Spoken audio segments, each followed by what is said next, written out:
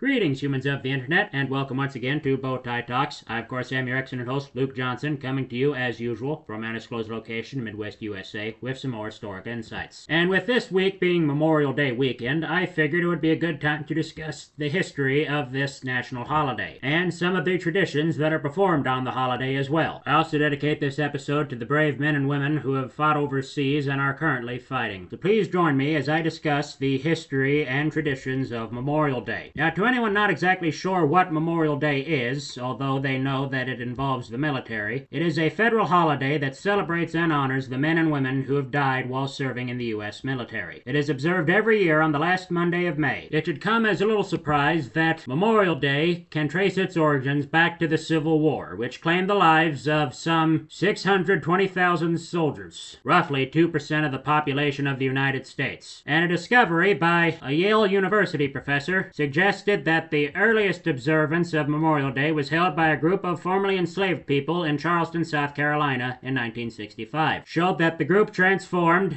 a racetrack that had once served as a prison for Union captives into a proper burial site. And on May the 1st, 1865, thousands gathered for a procession led by 3,000 school children carrying flowers and singing patriotic songs. The day really came full circle in 1868 when it was originally called Decoration Day, which came from the early tradition of decorating graves with flowers, wreaths, and flags. The decoration of grave sites with flowers is a very old practice that can be traced back to classical Roman times and was also done in Western Europe.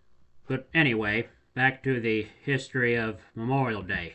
As I previously stated, it really took off in 1868 when, on May the 5th of that year, Major General John A. Logan, who is the leader of an organization for Union Civil War veterans, called for a nationwide day of remembrance later that month. The 30th of May, 1868, is designated for the purpose of strewing with flowers or otherwise decorating the graves of comrades who died in defense of their country during the late rebellion and whose bodies now lie in almost every city, village, and hamlet churchyard in the land, he stated. And during that first national commemoration, former Union General and sitting Ohio Congressman and later President James Garfield made a speech at the Arlington National Cemetery, after which 5,000 participants helped to decorate the graves of the more than 20,000 Union and Confederate soldiers who were buried there. The national event jump-started efforts to honor and remember fallen soldiers that began with local observances at burial grounds in several towns throughout the United States. And it should be noted that General Logan's wife, Mary, also took credit for the idea of Decoration Day. In her autobiography, she presented the idea of placing flowers on soldiers' graves to her husband after returning from a Confederate cemetery in Virginia, then recounted that General Logan felt it was, and I quote, "not too late for the Union men of the nation to follow the example of the people of the South in perpetuating the memory of their friends who had died for the cause which they had just fought." The first Declaration Day included prayers, dirges, hymns, recitations of the Gettysburg Address and General Order 11, which called for Decoration Day, almost said Declaration Day, no, Decoration Day, and playing the Star-Spangled Banner. Children of the Soldiers and Sailors Orphan Asylum were, and I quote, deployed to the decoration of the graves throughout the cemetery, strewing flowers and raising miniature flags over the graves. In 1873, New York became the first state to designate Memorial Day as a legal holiday. And by the late 1800s, many more cities and communities observed Memorial Day, and several states had declared it a legal holiday. It became a national law in 1887 when Congress declared Memorial or Decoration Day to be a holiday for all government employees. The next year, the legislature passed another law making the occasion a holiday for everyone in Washington, D.C. And many of the northern states caught on, and by 1890, each one made Decoration Day an official state holiday. However, southern states continued to honor their dead on separate days until after World War I, which also changed Memorial Day entirely. Originally, Memorial Day honored only those brave people who died while fighting in the Civil War. But during World War I, the United States found itself in another battle, and the holiday evolved to commemorate American military personnel who died in all wars. And this grew to include fallen soldiers from World War II, the Vietnam War, the Korean War, and the the wars in Iraq and Afghanistan. And during the 1950s, Presidents Harry Truman and Dwight Eisenhower followed the lead of earlier commanders-in-chief by issuing proclamations that encouraged Americans to observe Memorial Day, which was not yet a national holiday. And in 1950, President Truman called for Memorial Day to henceforth be dedicated also as a day for nationwide prayer and permanent peace. He also indicated an hour of prayer focused on promoting peace to begin at 11 a.m. Eastern Standard Time on the unofficial holiday. And it would remain an unofficial holiday until 1971, when Congress passed the Uniform Monday Holiday Act and established that Memorial Day was to be commemorated on the last Monday of May. And so what began as a gathering in Arlington National Cemetery became a national holiday. And cities and towns across America host Memorial Day parades each year, often incorporating military personnel and members of veterans organizations. Some of the largest parades take place in Chicago, New York, and Washington, D.C. And of course, many people make their ways to cemeteries to place flowers and wreaths on gravestones. One popular flower that is placed on gravestones and worn on Memorial Day is the poppy, a small red flower, which symbolizes remembrance and respect for those who died in service to their country. It is also often worn on Veterans Day, and why the flower is connected with the two days actually is quite a story in and of itself. It was originally inspired by a 1915 poem called In Flanders Fields by John McCrae to honor those who died in World War I. McCrae composed the poem on May 3, 1915 during the Second Battle of Ypres, Belgium. It was then published in Punch magazine in December the 8th of that same year, and it became one of the most popular and frequently quoted poems about World War I. The poem was later used for recruitment and propaganda efforts and as a way to sell war bonds. And the poem reads as follows. In Flanders fields the poppies blow, between the crosses, row on row, that mark our place, and in the sky the larks still bravely singing fly, scarce heard amid the guns below. We are dead short days ago. We lived, felt dawn, saw sunset glow, loved and were loved, and now we lie in Flanders fields. Took up our quarrel with the foe, to you from filing hands we throw. The torch be yours to hold it high. If ye break faith with us who die, we shall not sleep, though poppies grow in Flanders fields. And ever since, the poppy has been associated with those who fell during combat.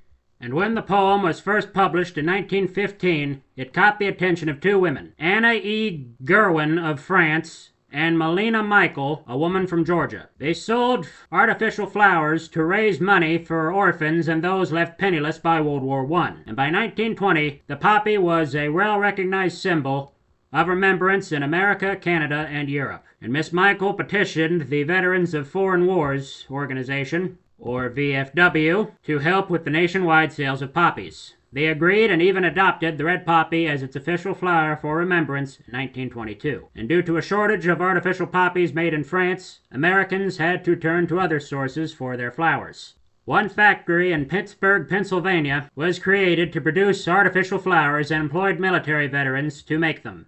And thousands of veterans and service organizations continued to make red poppies for Memorial Day today, and the donations are used to support the families of fallen soldiers. And on the subject of poetry, Memorial Day itself has been a topic, or should I say a subject, of several poems, one of which was written by the same man who wrote The Midnight Ride of Paul Revere, Henry Wadsworth Longfellow. The poem was called Declaration Day, and it was first published in 1882. Sleep, comrades, sleep and rest, on this field of grounded arms, where foes no more molest, nor sentries shot alarms.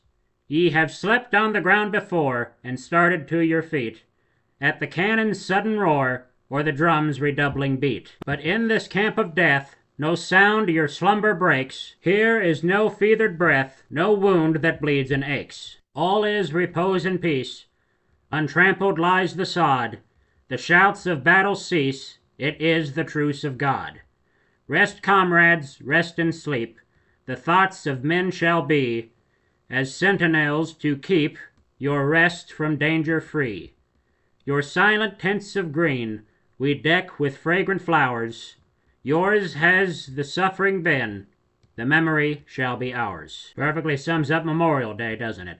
And this also gives me a chance to discuss the difference between Memorial Day and Veterans Day. Memorial Day honors those who died while serving in the military, while Veterans Day honors all who have served in the U.S. military. And it should also be noted, for many, Memorial Day is not a happy day. For many, it is a solemn occasion. And rather than saying Happy Memorial Day, you could say Have a Meaningful Memorial Day. It is also inappropriate to thank service members for their service, as it is a day for remembering and honoring those who did not make it home. And it would naturally make sense that Memorial Day is still celebrated at the place where it started, and that, of course, is Arlington National Cemetery. On Memorial Day, soldiers of the 3rd Infantry Regiment, also called the Old Guard, placed flags exactly 1 boot length away from each tombstone at Arlington and the U.S. Soldiers and Airmen's Home National Cemetery in Washington, D.C.